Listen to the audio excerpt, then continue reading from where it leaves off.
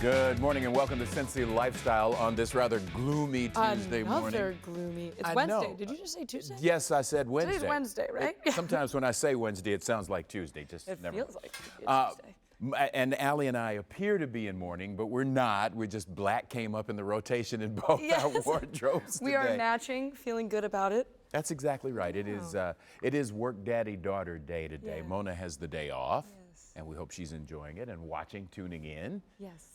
But to brighten your spirits, yes, we would love to show you this adorable English Mastiff. Oh, yeah. Who he is joined. Look at this. Look at joined that. a 3-year-old kid in timeout. So this actually happened here in Ohio, in Norwalk, Ohio, near Cleveland. And look how cute that is. Look, the dog and the dog is every bit as sad as his homeboy there. That's how we feel about the weather. But that still brightens my spirits when I look at that. We just don't have an English Bull Mastiff. We got Wags over there, know. but that's not quite the same. But that's a 6-month Mastiff. Yeah, he's 6 months old. 6 months old. Can you imagine how big he'll be when he grows up? Now, and there's another photo of them where the little boy is dressed in a Flash costume. Yeah. That works because the Mastiff's name is Dash. And so you have Flash and Dash. There you go. Bingo. That brought back actually kind of some childhood memories too. And it also is very relevant because yesterday we went on a shoot with Kim Simmons. Now, if you don't know who Kim Simmons is, he is known as the man who shot Luke Skywalker. Okay, pause, right? Photos. Photo right? shoots. So here we go. There he is right there. So he is the man who shot the photos of the figurines and the photos that were on the toy boxes. So we had the opportunity to talk with him. I mean, it was probably a 3-hour conversation. I'll bet. Talking about play and nostalgia and how he came up with the ideas, and basically that he had to think in the mind of a child and encompass what this toy is on the box, so then these kids can play. Right, exactly. To basically hear from the audience to whom he was going to market. Yes. That's the way to do it. Well, so what kind of toys did you used to, as a kid? Well, when I came along, there was a lot of cowboy stuff, but speaking of figurines, I had a G.I. Joe action figure back in the day. Drove my dad crazy because he thought his son was going to grow up playing with dolls. It didn't work out that there way, is nothing wrong with that, just showing your sentimental, sensitive side. But back then, Dad didn't see it that way. Anyway, so yeah, I had a G.I. Joe, and he was in the Navy when I got him, transferred him to the Army, and then one Christmas I got a big G.I. Joe jet, so he went back to the Navy. G.I. Joe had a little bit of a midlife crisis. Yes, he did. But the girl next door had a Barbie. He always kind of managed to center himself after spending some time talking to Barbie. All right, G.I. Joe Mustang. and Barbie. Unlike you, I was setting up boxes in the backyard and climbing through them as a kid. Oh, then there were boxes. That was another toy. Yes. Anyway, that's a really, really fun segment that's going to be coming your way too, about Kim Simmons and his story. And with that said, you also are going to like this next segment, because with Bachfest happening this weekend, we wanted to share with you a local business that makes the snack of the event.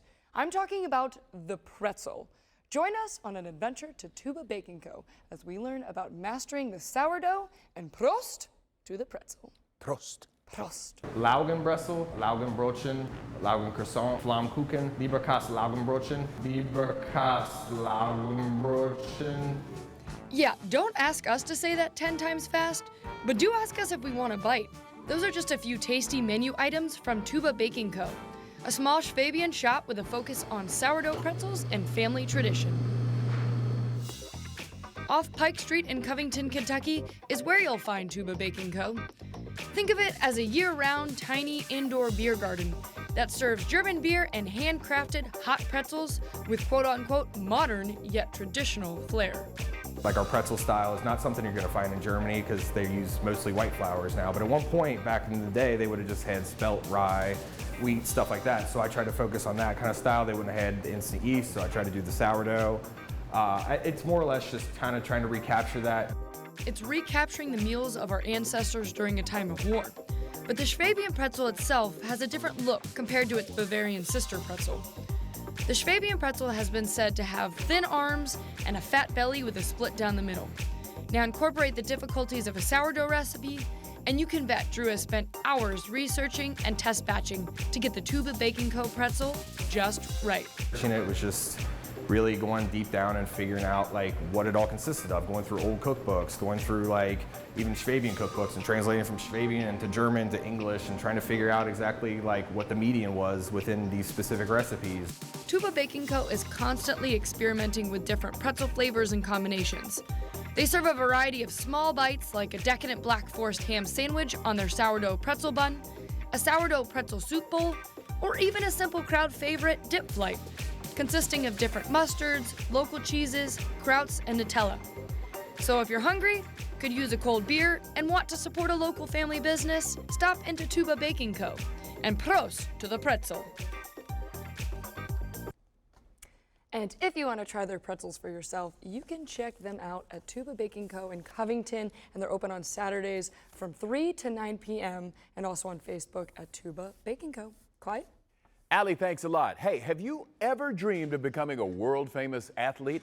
Many of us have, but the reality is that only a small percentage of kids actually get to go on to do that. That's why a local group is trying to show kids that there are plenty of other things they're good at aside from sports. And right now here to talk with us about that is Brandon Hoff from HoopNerdz. Brandon, thank you for being here with us. Great to be here. Great to be here. Thank you. So tell us a little bit about what HoopNerdz is and what it's quote unquote in business to do. Yeah, so HoopNerdz is doing a lot of things right now. We mix education and athletics. So we're really trying to bridge the gap. We think basketball is a community-centered sport, and there's a lot of transferable skills that happen on the court that also can apply in the classroom, and we think we can do that through apparel. We got some cool ideas. So really the idea is to kind of work with the stereotype that athletics is the only thing a kid needs to focus on.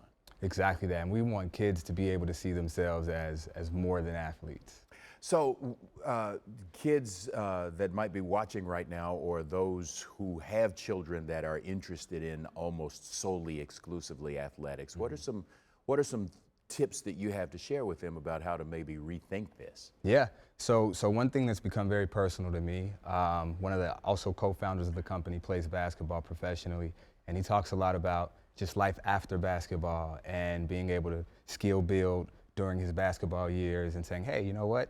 I'd love to be able to develop and cultivate other talent. So I'd caution parents to help kids keep that imagination that's wild in their mind and continue to be curious and ask questions and develop new ideas that may not particularly apply to their athletic prowess. So a lot of what you do is based around apparel. How does that drive the point home? Yeah, so we realized that a lot of schools didn't have spirit shops or spirit wear stores. I went to Withrow High School, and I actually created like an online store for Withrow High School, and the goal is to have those student-ran, student-led, student-organized. And how cool would it be if a basketball team, basketball player, got a chance to design their own jersey? They called up one of their classmates in the spirit shop and ordered their own jerseys. Like that kind of ecosystem, that kind of enterprise. And that's what we're looking at now, some of the jerseys that you're talking about. So what you're actually helping kids do is to realize that they've got talents beyond dribbling the ball or throwing a pass. Absolutely. Absolutely. Okay, so very briefly, what are the statistics around the kids who make it? Yeah, so 0.03% of kids actually make it to the Professional Basketball League, and only 1 of every 35 college basketball players will go play college basketball. So the numbers are very, very small, and the probability of you making it to even college or to the pros are limited. So how can folks contact HoopNerdz, excuse me. I was sitting here thinking Hoop Dreams, HoopNerdz, to find out more about how to help kids find other paths in life in addition to sports. Sure, so we're really active on Instagram. It's at HoopNerdz with the Z at the end. And we also have a website, www.hoopnerds.com, and you'll be able to learn more about us on there and also shop some of our online store stuff. All right, Brandon Hoff, thank you so much for being here to talk about it. Thank you very much. Absolutely. Allie? And coming up here on Cincy Lifestyle, we're helping you form healthy fitness habits.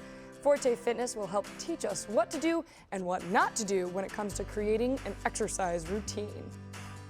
And then the celebration continues. A local church is letting the good times roll We've got a member of the Lee AME Chapel here to tell how they're bringing the community together for a Mardi Gras party. All that and so much more happening right here in a few minutes.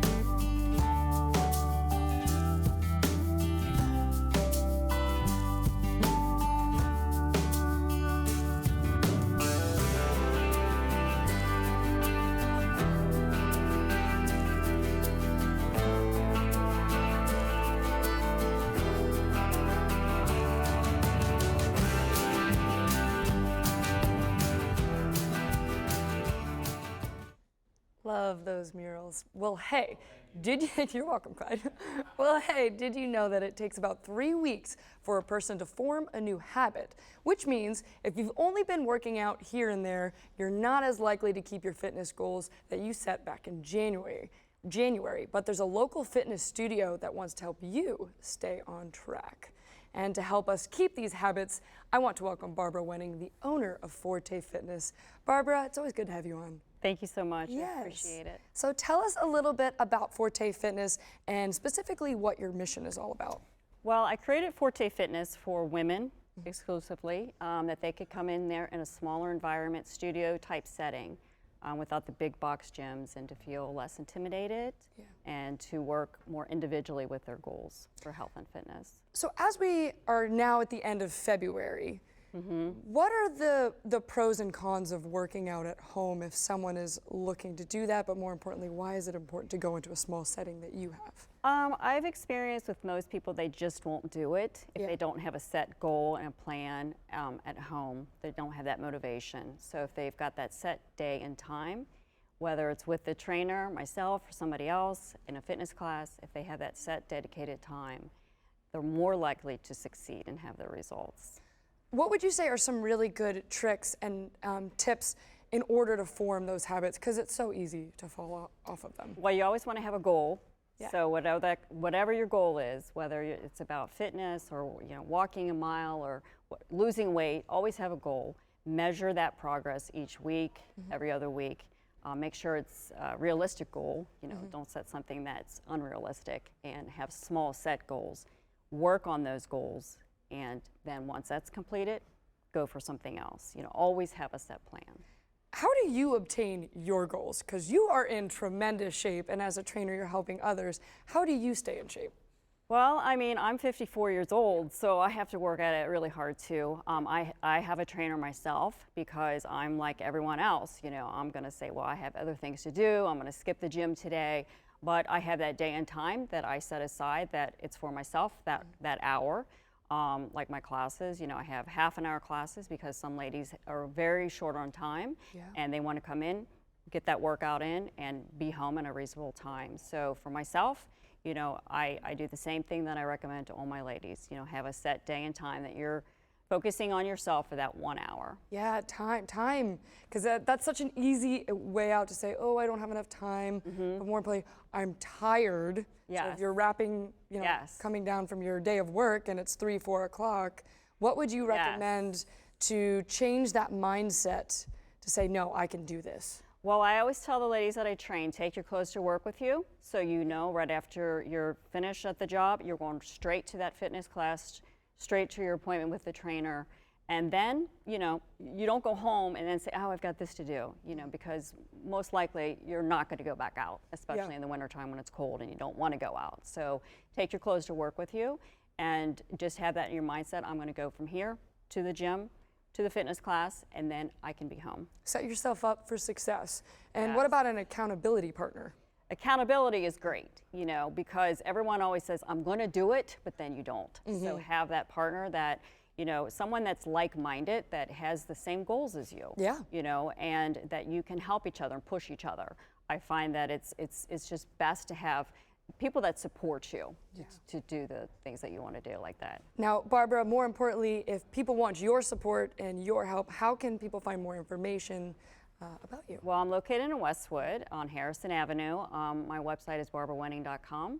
You can also look me up on Facebook. All right, Barbara. All right. Thank you for being here. Thank you so much. Clyde?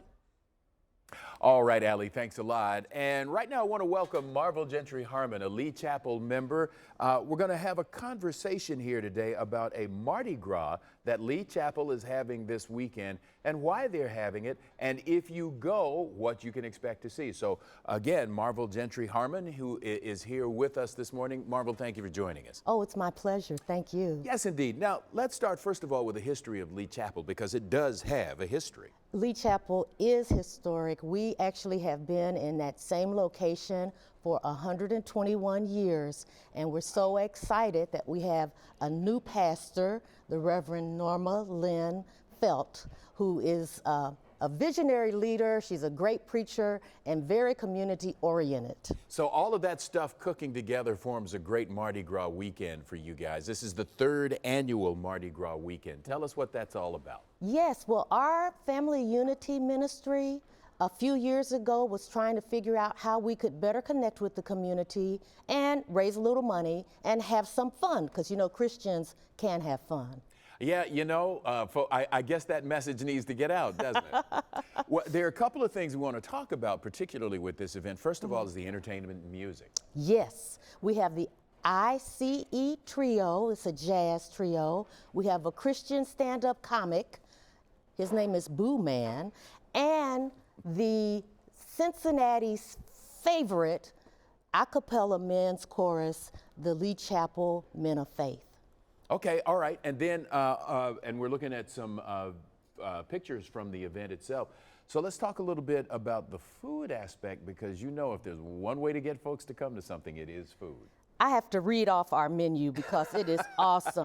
We have New Orleans style Cajun cuisine. I'm in. Louisiana style gumbo, slap yo mama barbecue ribs, savory chicken wings, Louisiana's best dirty rice, show enough good red beans and rice, Southern style mixed greens, sure good sweet potato casserole, Calvin's melt in your mouth cornbread.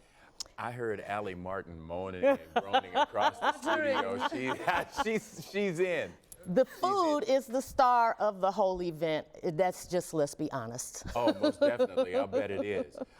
So you come up with this idea. This is now the 3rd annual. What was it that made you say, hey, this is the way to go?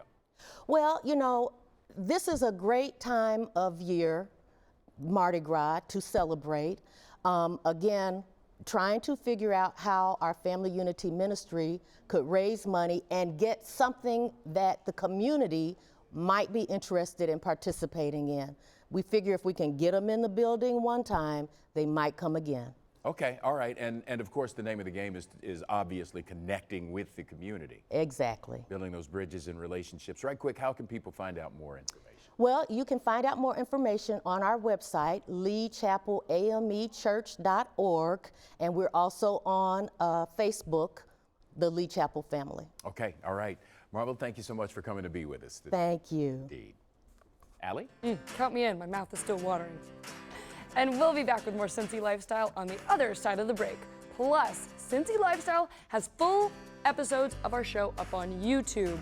Find fun segments you've never seen before, or watch your favorites again and again. Just search Cincy Lifestyle on YouTube.com.